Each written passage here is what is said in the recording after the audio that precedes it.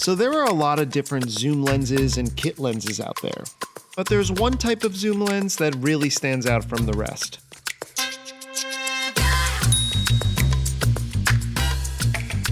So I just want a shot of you standing here and sort of looking into the center of everything, and I'm going to be right behind you. It's going to be kind of a low angle. We're not going to focus on one specific model of 24-105. Instead, I want to talk about this type of lens in general and why it's a great choice for any cinematographer or still photographer. And I'm also going to show you a newer version of this lens that might just change the game for good. Now, I probably should mention that I do have some skin in the game on this one. When I was starting out, my first and only lens for a good while was the Canon 24-105. I literally shot everything with this lens and this lens alone. And I kind of feel like 24-105mm lenses today are kind of underrated. I mean, with most 24-105mm lenses stopping at f4, is it worth it? Well, I'm here in defense of the 24-105, a lens that can still be a really great choice for cinematographers and photographers looking for versatility on a budget.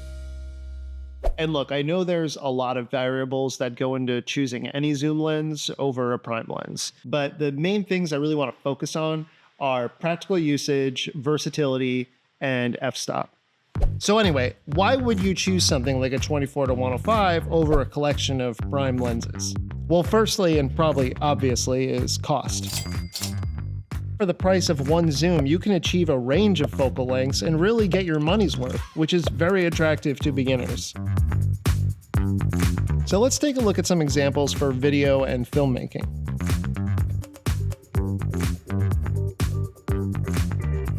The draw for these lenses is the versatility. You can quickly go from a wide shot to a medium to a close, even very close if you need to. This is particularly helpful for documentary filmmakers if you're interviewing a subject and want different angles, or if you're following a subject or you're at an event and you need to shift quickly from close to wide. Some of these lenses also come with image stabilization, so that's a huge plus. It's also a good choice of lens if you're shooting something more run and gun that demands versatility. Or, you know, maybe Batman, Spider-Man, King Kong, and a Transformer all show up at the same time, and you need to punch in or get a wide shot before they disappear into the night. This is, important stuff to consider.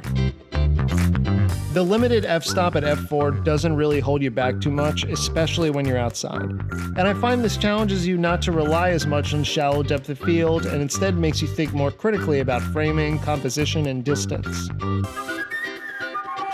Much of the same can be said for photography. A handy 24-105 will keep you covered at all fronts.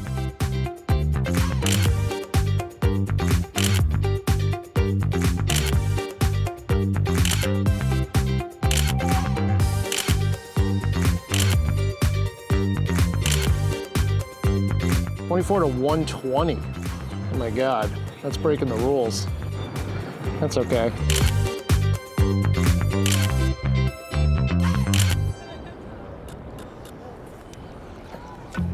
While prime lenses may offer limitations at a fixed focal length, they do force you to be more creative and intentional with your composition, as well as offer you more wiggle room with aperture. But how does a 24-105 lens compare to a prime lens shooting the same thing? Here we're going to see how this Canon 24-105 pairs against some RF prime lenses.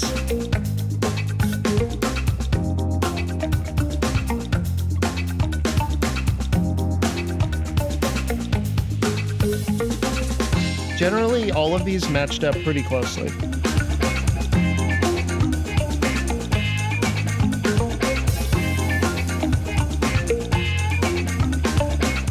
Look at this chunky boy 85mm. Chunky. I think Jakob did coin the phrase chunky boy. And now it's time for the chunky boy, the Nikon DF. But I'm going to steal it from him for this. This lens is a chunky boy.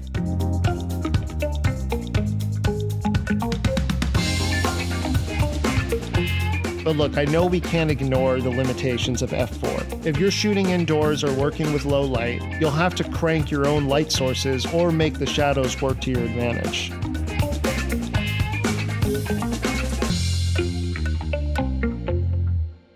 However, Canon recently released a 24 to 105mm f2.8 lens. It's a newer lens, but I wouldn't be surprised if it started a trend. And when shooting in low light at 2.8 with this lens, I didn't have to crank the light source as much. And it was really cool to try out. I took it for a spin in Industry City and just got some pretty simple shots. This lens is definitely bigger than a typical 24 to 105, so that's important to consider, but it handled really nicely and it was a blast to use. So if you shoot with Canon and you wanted to trade in or sell one of your other zoom lenses, this lens would definitely be worth it. While it might always be preferable to have as many lenses at your disposal as possible, if you're looking for versatility or if you're on a budget, it's always good to have like one or two old reliables at your side. And for me, that's my 24 to 105mm zoom lens. But what do you think of the 24 to 105? Let us know in the comments. I'm Justin with MPB. Thanks for watching.